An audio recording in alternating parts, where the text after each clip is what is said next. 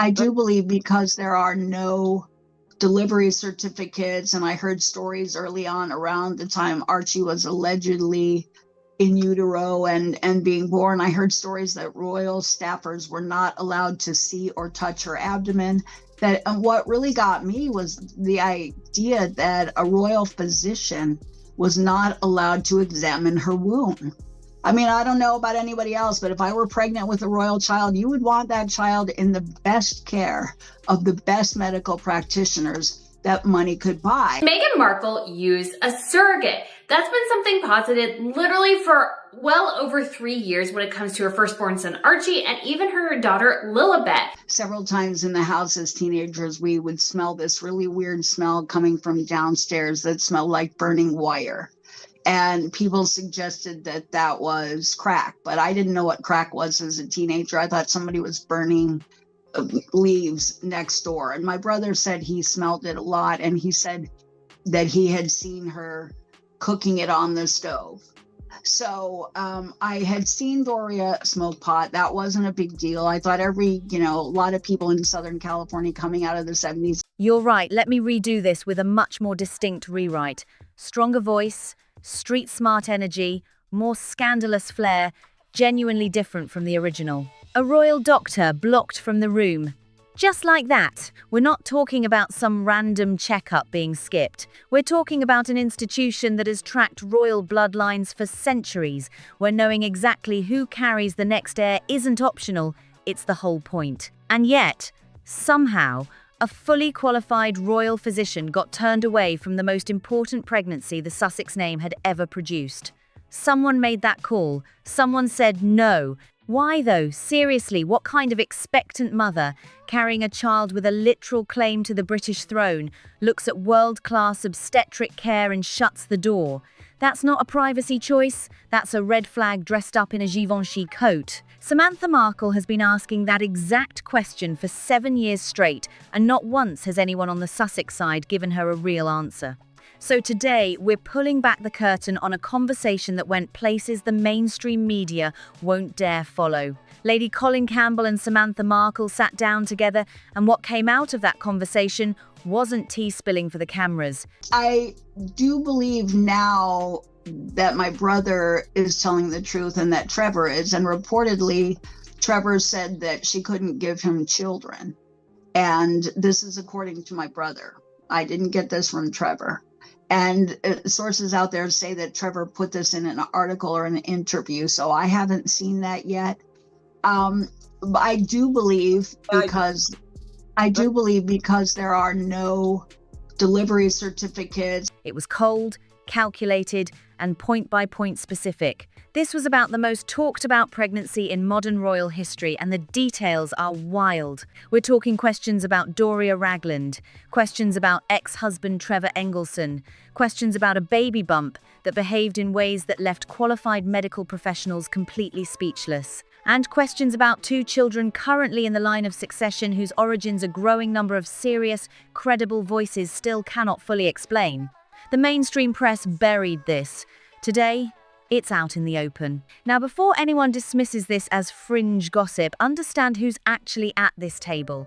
Lady Colin Campbell isn't some blogger operating out of a basement. She's one of the most well-connected royal commentators alive, with direct ties to the aristocracy and the House of Windsor going back decades. The palace tracks what she says, even when they'd rather she stayed quiet. And Samantha Markle? That bump had more ups and downs than Elizabeth Taylor and Richard Burton's marriage. I'd never known another woman of colour or another woman without colour to have performed in a pregnancy the way Meghan did. Anything to do with those children and how they came into existence would have possibly racial implications, when of course it's nothing to do with that at all. People love to call her bitter and estranged, but bitter people change their stories. They embellish, they contradict themselves. Samantha has done none of that. The version she told 5 years ago matches word for word what she's saying right now. That kind of consistency doesn't come from someone with an agenda, it comes from someone who actually lived it. There are two questions that have followed Meghan Markle from the very beginning. The first, who exactly is this woman? Where did she really come from? And does the perfectly packaged story she sold to Harry, to the palace, and to the entire world actually hold up under pressure? The second, and this one has been whispered in comment sections and private messages for close to a decade, did Meghan actually carry and physically give birth to her children? Nobody wants to ask that out loud. But serious people with serious credentials have now put it on the record, and once it's on the record, silence is no longer an option. She also clutched her belly at all times, which of course have ensured that nobody could touch her stomach or feel what was going on behind the hands that were shielding the belly. So if anybody had made a move to touch the belly, they would never have reached it because the hands were always there. And so I was seeing all of these pictures of this alleged moon bump and pillows dropping underneath the skirt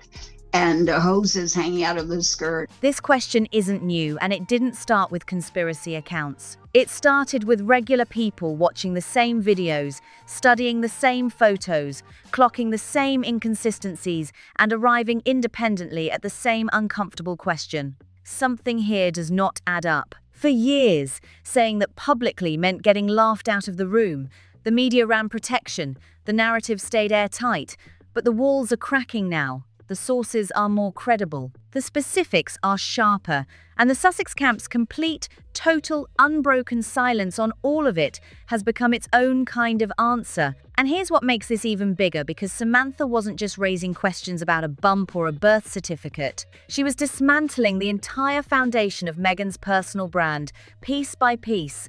Meghan has been selling the same origin story for years. Meghan's performance throughout her pregnancy was very bizarre, and whatever went on was definitely not what normally goes on, whether it was Meghan Caddy playing with the size of her bum or something else. There is a story there to come out. Modest upbringing, saintly mother, absent, unreliable father, a biracial girl caught between two worlds, fighting her way up from nothing. It's a powerful story. It's designed to make you root for her. There's just one problem. The people who were actually in that house don't recognize a word of it. Samantha Markle has said it plainly and repeatedly. Thomas Markle Sr., the father Meghan essentially erased from her story, was the one who actually showed up. He funded her education. He opened doors for her career. He made the life she later built possible. And Doria, the devoted, spiritual, always present mother of Meghan's narrative, was, by multiple accounts from people who were there, far less present than the fairy tale version suggests. But this conversation went somewhere even deeper, somewhere that, if proven true, would force a complete re-examination of everything people think they understand about Meghan Markle, not just her behavior. It's absolutely unbelievable that any member of the royal family could have set about creating what is an international scandal where people have the means, as a result of her and her husband's conduct, to question whether they have perpetrated the scam of the century. Not just her relationships, her actual neurology. They were talking about what Doria may have been doing during her pregnancy with Meghan. What makes Samantha credible here isn't volume, it's specificity. She's not throwing vague accusations. She's describing a smell like burning wire, a brother who saw something on the stove that didn't belong, a mother with red eyes, and a group of giggling friends coming up the stairs. These are sensory memories, the kind that stay with you because they land wrong and never fully leave. Samantha is clear about what she personally witnessed versus what she suspects. She saw marijuana, she smelled something unidentifiable, Her brother, Thomas Jr., went further, stating independently that what he witnessed went well beyond cannabis. None of this has been proven in a court. Doria Ragland has not addressed these claims publicly. But the real question on the table isn't about Doria's choices. It's about what prenatal substance exposure could mean neurologically and what that might explain about the patterns people have observed for years. Lady Colin Campbell brought in the clinical perspective of respected American psychiatrist Dr. Carol Lieberman, connecting prenatal exposure to specific behavioral outcomes. Fetal alcohol spectrum disorder, for example, is medically documented to produce reduced empathy, extreme self-focus, and explosive. Hugo and I have many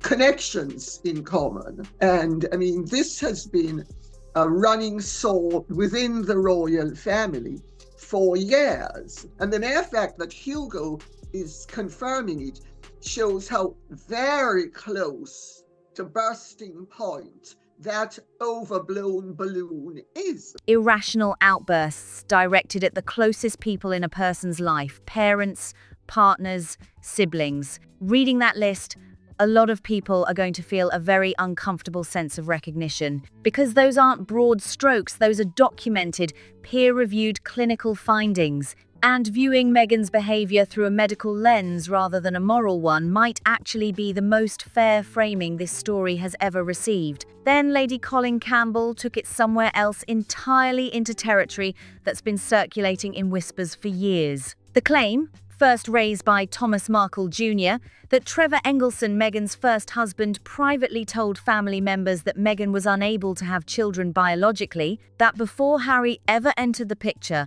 a procedure had already taken place that made natural pregnancy impossible.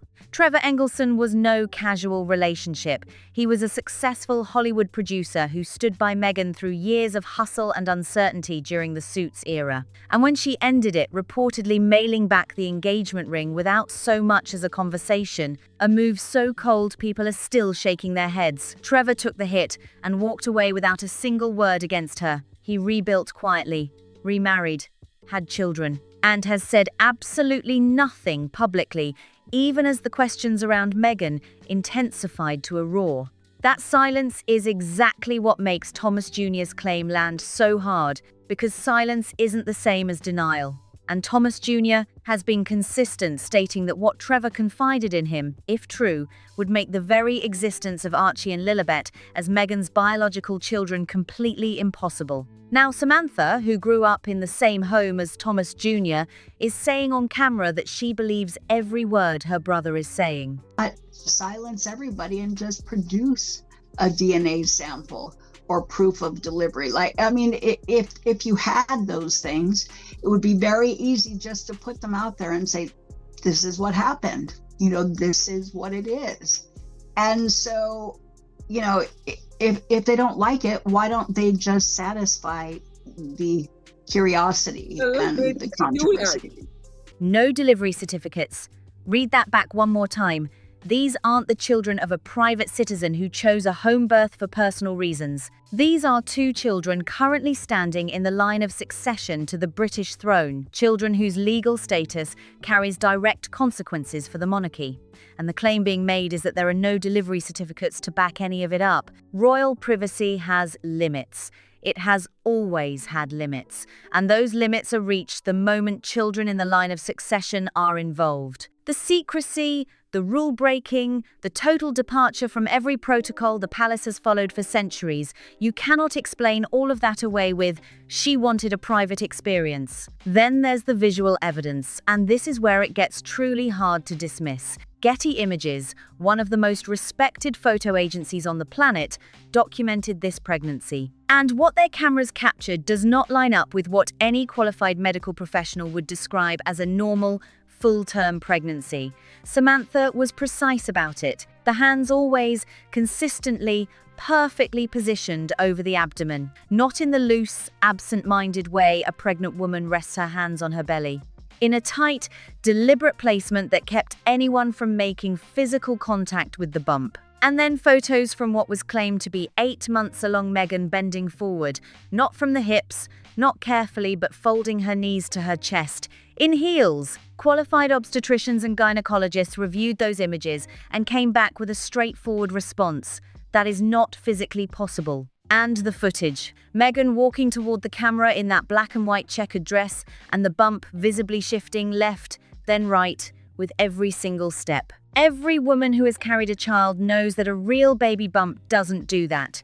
The muscles of the abdomen hold the weight in place. Many people even wonder, are their children even real? Harry and Meghan have quite literally created an even more of a bigger bubble to do with those children, to do with the surrogacy rumors, to do with, you know, how old they are, where they are, and things like that, because they're constantly playing games. They have used the children to weaponize them against the royal family. A real bump does not swing side to side like something loosely attached. And yet, there it was, on camera, caught by one of the world's most reputable photo agencies, swinging like a pendulum with every step she took. Pillows, hoses. These words didn't come from an anonymous source with nothing to lose. They came from someone who studied the evidence frame by frame, photograph by photograph, and arrived at a conclusion the visuals appeared to fully support. Samantha Markle is not the only person to have raised these points, but she may be the only one with genuine, direct, lifelong family knowledge who has been willing to say all of it, by name, on camera, in front of Lady Colin Campbell. And then there's the Mayhew Clinic, a detail that surfaced early, got buried fast, and has never once been properly explained. Samantha dropped it almost casually, but it's the kind of thing that burrows into your brain and refuses to leave. The Mayhew Clinic is an animal rescue charity. It has zero connection to obstetrics, zero connection to the care of pregnant women, and yet somehow its name showed up in connection with Meghan's pregnancy timeline, and nobody has ever given a straight answer about why. So what exactly was going on, and when that would place an animal rescue charity anywhere near the story of a royal birth? That question is still waiting for an answer. Lady Colin Campbell put it plainly: there is a story there to come out. Those aren't the words of someone guessing. That's the language of a woman with sources, with knowledge, and with the patience to wait until the moment it all breaks open. Lady Colin Campbell does not reach for those words lightly, and she has been saying it for years, steady and consistent, like someone who already knows the ending. The mainstream media's silence on all of this comes down to one thing: fear. Fear of being labeled, fear of lawsuits. I think Meghan definitely did not want her father there to mess up the narrative that she had told Harry about her early life. I think that we could definitely infer her mom was completely willing to go along with the narrative, and that's why she was there. Fear of becoming the journalist who asked the wrong question about the wrong woman at the wrong moment. The protective wall around Meghan is not just PR. It has actively buried stories, silenced reporters, and turned basic journalistic curiosity into something that feels like a career risk. But the questions don't disappear just because the media looks away. They never do. And the people willing to ask them aren't going anywhere. Lady Colin Campbell has been on this story longer than almost anyone. Her 2020 book was the first major work to seriously challenge the authenticity of Meghan's carefully built image, and the media establishment came for her immediately because they had already decided Meghan was untouchable. She didn't flinch, she documented, she sourced, she published, and across multiple interviews spanning several years. What she has said about this pregnancy now forms a body of evidence that simply cannot be waved away. She flagged the bump's inconsistencies. She raised the way Meghan controlled the visual presentation of her pregnancy in ways that no qualified medical professional would describe as normal. She brought up the royal physician being turned away independently, matching exactly what Samantha said, and framed it for what it is: a jaw-dropping deviation from protocols that have been in place for generations. And then she went further. She spoke to people inside the palace, insiders who were present, who noticed things, and who communicated the way palace people always do when they can't go on record carefully, indirectly, but unmistakably. What those people couldn't reconcile with their own professional experience, they passed to Lady Colin Campbell. And she passed it to the world. The scam of the century. Lady Colin Campbell does not do hyperbole. She is precise, measured, and legally careful with every word she chooses. When she says that, she means it in a very specific sense, that through their own behavior, through the inconsistencies they created and then flatly refused to address, Harry and Meghan have handed the public, and potentially the relevant authorities, legitimate grounds to question whether something fundamentally fraudulent took place in connection with children who now stand in the line of succession to the British throne. I suspect the resolution will be down the line when Harry and those children will be removed entirely from various situations and positions. That, I think, is going to be the neatest, cleanest way of resolving something, rather than any confirmation or exposure. That is an extraordinary statement, sitting wide open on the public record. And Harry and Meghan, a couple who have shown absolutely no hesitation going to court against journalists, newspapers, and photographers, have done absolutely nothing about it, said nothing, filed nothing, let it stand completely unchallenged. If it had no substance, why would they? If a delivery certificate or a DNA result could make all of this vanish overnight, as Samantha herself pointed out, why hasn't that happened? And when Hugo Vickers, a man known for being meticulous, cautious, and fiercely protective of the institution, starts confirming what Lady Colin Campbell has been saying, that is not a footnote. That is, in Lady Campbell's own words, a balloon that is very close to bursting point. The only real question left is not whether this story fully comes out, it's when, and in what form, and what it costs the two people at the center of it when it does. Here's what makes the pregnancy question impossible to brush off. It doesn't stand alone. It sits inside a pattern, a documented, years-long, consistent pattern of Meghan managing information in ways that directly contradict what can actually be verified independently. This isn't someone who occasionally stretches the truth. This is someone whose relationship with factual accuracy is genuinely, deeply complicated, and the receipts keep stacking up. Look at how Archie's birth was handled.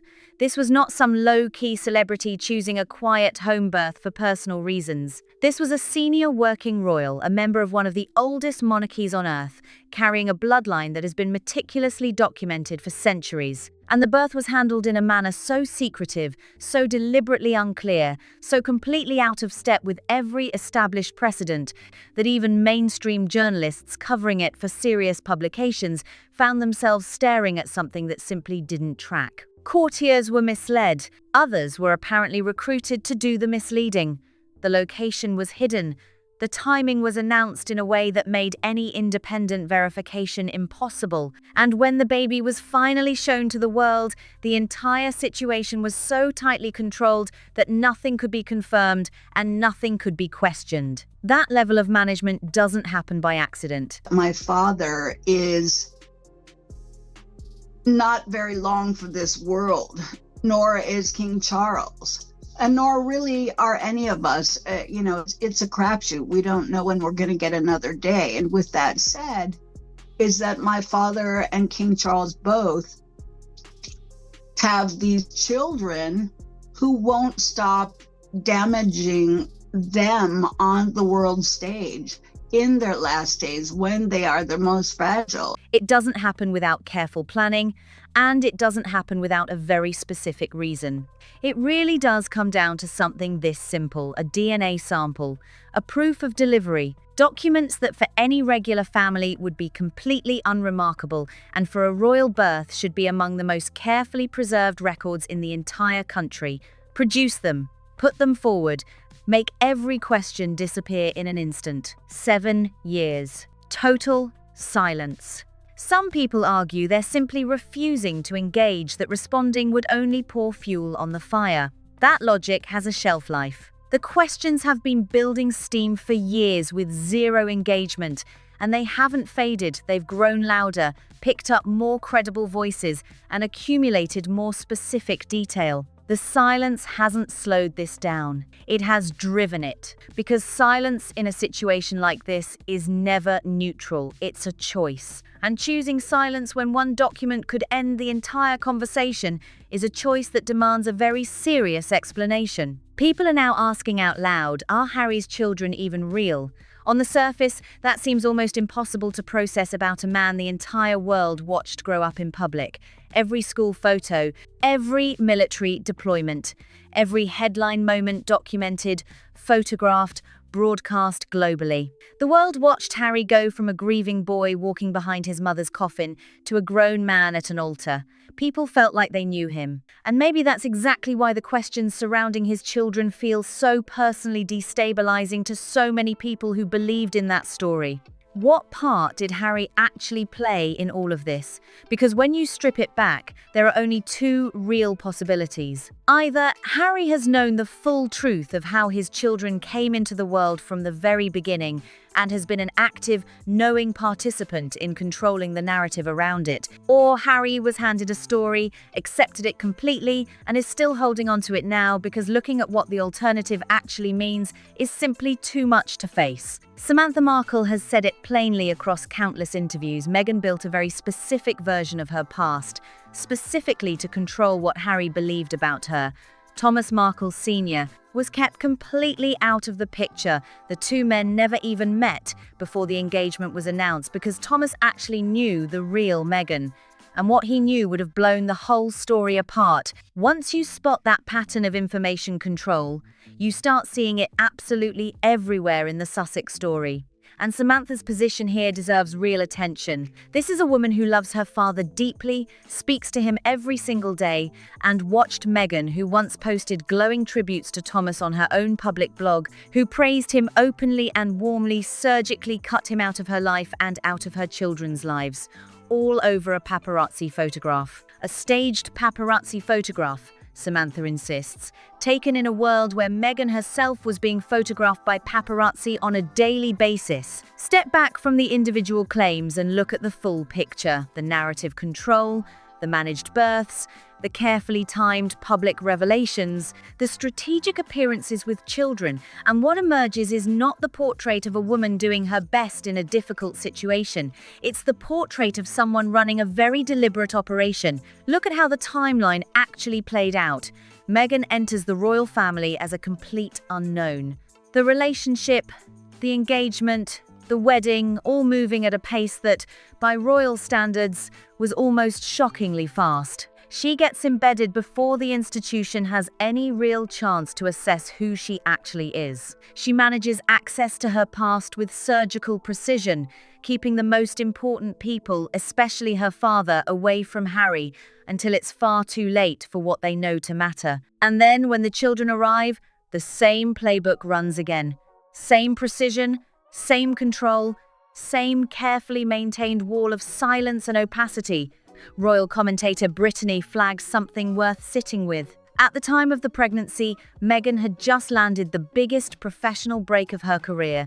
Suits was a genuine hit, and she was, for the first time, truly famous. And motherhood, the visible, physical, narrative-sharing kind, may simply not have fit the moment she was in. Whether that explains the specific decisions made around the births, or whether the explanation runs deeper, the result was identical. A pregnancy and 2 births managed in a way that has never, to this day, been fully accounted for. And what we're really describing here isn't a couple who wanted privacy. We're describing a couple who turned their children into instruments, proof of legitimacy, public relations assets, leverage against the royal family. Archie and Lilibet have been used to claim royal titles that Harry and Meghan simultaneously claim to not even care about, used to generate sympathy on social media. Kept deliberately out of sight except when being visible served a very specific purpose. 2 children who have no say in any of this, who cannot consent to the way their images get used, their names leveraged, their very existence deployed in a long, grinding war between their parents and the institution their father was born into. Whatever anyone concludes about how those children came into the world, the way they are being used is not in dispute. It is documented. It is visible. And it is deeply uncomfortable to watch. Lady Colin Campbell made a remark in this conversation that cut straight to something real. She noted that both Harry and Meghan came from mothers whose behavior during pregnancy could theoretically have shaped their development, not as a direct accusation, but as a lens for understanding why two people at the center of one of the biggest royal stories in history behave the way they do. It was a reach toward understanding rather than outright judgment, but understanding and excusing are two very different things, and the catalogue of Sussex claims that simply don't hold up under scrutiny keeps growing. The racism claims, the mental health claims, the security claims, being financially abandoned, being unsupported, being targeted by an institution that wanted them gone. Each claim has been examined. Each one has struggled to survive contact with the documented record. And yet they keep circulating because the emotional punch of the original accusation always travels faster and farther than the quiet factual correction that follows. What Samantha Markle is doing in this conversation and across years of interviews before, it is something the mainstream press has largely refused to do. She's offering correction. She's providing an alternative account from someone who was genuinely, physically there. She's saying this is not what happened. The father was present. The mother was not the saint she's been painted as. The childhood was not the hardship story being sold.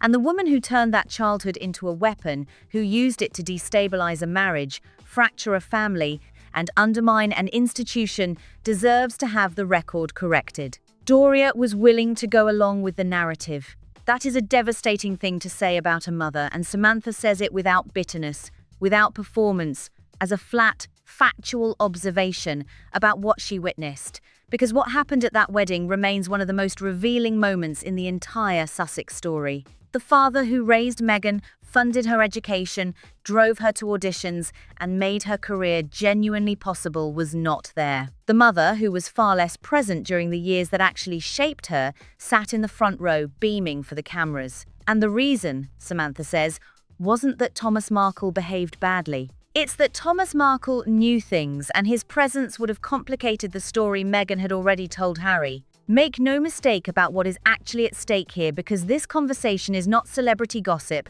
not a family feud, not a tabloid soap opera. This goes somewhere far more serious than that. This is about the integrity of the British line of succession, and that is a constitutional matter. Archie and Lilibet currently hold places in the line of succession to the British throne. His Royal Highness Prince Archie and Her Royal Highness Princess Lilibet titles, carrying genuine legal weight, constitutional significance, and a place in the documented history of the most enduring monarchy in the modern world. The question of whether those children are who they are claimed to be is not tabloid noise. It is a question of national importance. Samantha Markle raised this directly, drawing a parallel with the debate ultimately resolved around Barack Obama's birth certificate. The principle is exactly the same. When someone holds a position that requires a specific legal identity, the public and the governing institutions have every right to verify that identity. For children in the British line of succession, that verification isn't just reasonable, it's arguably a legal obligation. And here is where it gets genuinely sophisticated, not exposed, not confronted head-on, quietly, cleanly, efficiently removed. When you think about it, that's actually the most elegant possible solution to an extraordinary problem. A formal public confrontation, a legal demand for documents, an official process that would be catastrophic, not just for Harry and Meghan, but for the monarchy itself. It would consume the institution for years and produce exactly the kind of chaos the palace has spent generations learning to sidestep. So instead, the resolution arrives through titles, through the quiet removal of the HRH, through Archie and Lilibet being eased out of the working succession in a way that reads, on the surface, like routine modernization, a slimmed-down monarchy, practical adjustments for a new era. And the real questions, the ones Lady Colin Campbell and Samantha Markle have been bold enough to put on the record, are simply allowed to dissolve, unconfirmed and unresolved, into the permanent fog of royal discretion, elegant, ruthless, and already well underway. The British royal family has a particular genius built across centuries for simply not responding. While the rest of the world screams and posts and litigates in public, the palace stays quiet. And that quiet is not weakness, it is strategy. The dignified, infuriating, completely effective strategy of an institution that has outlasted revolutions, abdication, world wars, and serial scandals by doing one thing: consistently continuing to exist. But the silence around what Lady Colin Campbell and Samantha Markle have raised is a different kind of silence. Because this isn't just dignified restraint, part of it is enforced. The mainstream British press has been remarkably, almost inexplicably, reluctant to go near any of this. The same outlets that put Catherine's edited Mother's Day photo on their front pages have consistently looked the other way on questions that Samantha and Lady Colin Campbell have placed firmly and publicly on the record. The question worth asking loudly is why? The legal department explanation is the obvious one, but there's a growing sense that fear of litigation only tells part of the story. What we know from palace sources and Lady Colin Campbell is arguably the most credible window into palace thinking available to the public is that inside the institution, these questions are not entirely unknown. They've been discussed, they've been noted, they've been quietly added to the long, accumulating list of concerns that have surrounded the Sussex operation from its earliest days. The royal physician episode, the doctor turned away from examining Meghan, did not go unnoticed. The people who were there saw it, and the people who were there have talked. There is a moment in this conversation, perhaps the most genuinely affecting moment in the entire exchange, when Samantha stops discussing pregnancies and birth certificates and starts talking about her father. Thomas Markle, a man who is seriously unwell, who has survived 2 heart attacks and a stroke, brought to this physical fragility, by his daughter's account, directly by the stress of what Meghan did to him. The public humiliation, the abandonment, the grandchildren he has never properly been allowed to know. Samantha said something that deserves to land fully. She said her father may not have much time left, and that Meghan, who once called him her hero, who once wrote about him with open love and pride for the whole world to read, has chosen to let him approach the end of his life without reconciliation, without contact, without giving him the chance to know his grandchildren before it is too late. Both Thomas Markle and King Charles are fragile. Both are in the final chapter of their lives. And both have children who, in their most vulnerable years, are being hurt by the very people who should be standing closest to them. Harry and Meghan are doing this with full awareness of the health of the people they are affecting and continuing anyway. Strip away the clinical language, the diagnoses, the medical frameworks, and something simpler and sadder sits at the center of all of this. A woman who was handed extraordinary opportunities, education, doors opened, a fairy tale marriage to a prince, and who has spent the years since methodically working to dismantle anyone who stood in her way, demonstrating at every turn that no cost is too high, no relationship too valuable, no father too ill to become collateral damage in the pursuit of what she wants. Where does all of this leave the Sussexes and the royal family? Exactly where it has been for some time, suspended in managed hostility, with occasional surface-level gestures toward peace that fool absolutely nobody. The titles haven't been stripped, the succession positions haven't been formally changed. And Harry continues speaking publicly with what can only be described as breathtaking detachment from reality, as though 7 years of this behavior can simply be set aside if he shows up smiling warmly enough at the right event. The reconciliation question has been further sharpened by the passing of Pope Francis, a moment that arrived as a quiet reminder that even someone who appears relatively well can be gone with startling speed. In that context, the question of whether Harry will make peace with his father before it is too late carries an urgency that goes far beyond titles and brand deals. But here is the unvarnished truth of where things actually stand. Charles knows what Samantha knows. The palace knows what Lady Colin Campbell knows. The questions surrounding those children, their origins, the integrity of their place in the succession have been quietly registered by the people who matter most. And the resolution, as Lady Colin Campbell has predicted, will not arrive through public confrontation. It will come through quiet, methodical removal. The balloon is very close to bursting point, but the palace will not be the one to burst it. They will simply let the air out, slowly, in a way that looks like routine administrative housekeeping and not like what it actually is. Step back from all the individual details for a moment. The bump, the photographs, the royal physician, the delivery certificates. Step all the way back and look at what this story actually is. It is the story of a woman who appears to have constructed from the very beginning an entire version of reality, specifically engineered to give her access to things she could never have obtained any other way. Love, status, power, a place in history. And who? When the construction started cracking, when the people who knew the truth started talking, when the images started telling stories that couldn't be managed, when the questions started multiplying faster than the narrative could suppress them, simply double down, and then double down again. There is something almost operatic about the sheer scale of it. If even a fraction of what Samantha Markle and Lady Colin Campbell have placed on the record turns out to be true, if even one of the major claims in this conversation has real substance behind it, then what we are looking at is not merely a royal scandal. We are looking at one of the most audacious deceptions in the entire recorded history of the British monarchy, a deception that reached inside the palace itself. That fooled a prince. That fooled a king. That apparently fooled a late queen who spent 70 years building an institution she believed was unshakable. And perhaps that is the most important question of all. Not whether Meghan carried her children, not whether what Doria may have done during pregnancy had long-term neurological consequences, not whether Trevor Engelson will ever break his silence. The most important question is how. How did one woman, armed with determination and an extraordinary gift for constructing a compelling story, walk into the most documented, most scrutinized, most rigorously managed family on earth and make all of this possible? What does that say about institutions that become too comfortable inside their own mythology?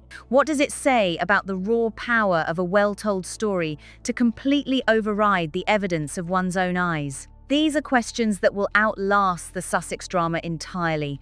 They will outlast the titles, the streaming deals, the brand launches, and the eventual inevitable unraveling of whatever this marriage still is. And they will be asked long after the noise has faded by people trying to understand how the world's most famous family allowed itself to be so completely, so thoroughly, and so apparently willingly misled. And that is where we leave things today, with questions that are bigger than any single story, with a conversation that Lady Colin Campbell and Samantha Markle have permanently placed on the record for history to judge whenever it is ready. With the image of Thomas Markle unwell, estranged, running out of time, and the knowledge that his daughter could end his pain with a single phone call, and has chosen day after day not to make it. Before you go, I want to ask you something, because I genuinely want to know what you think.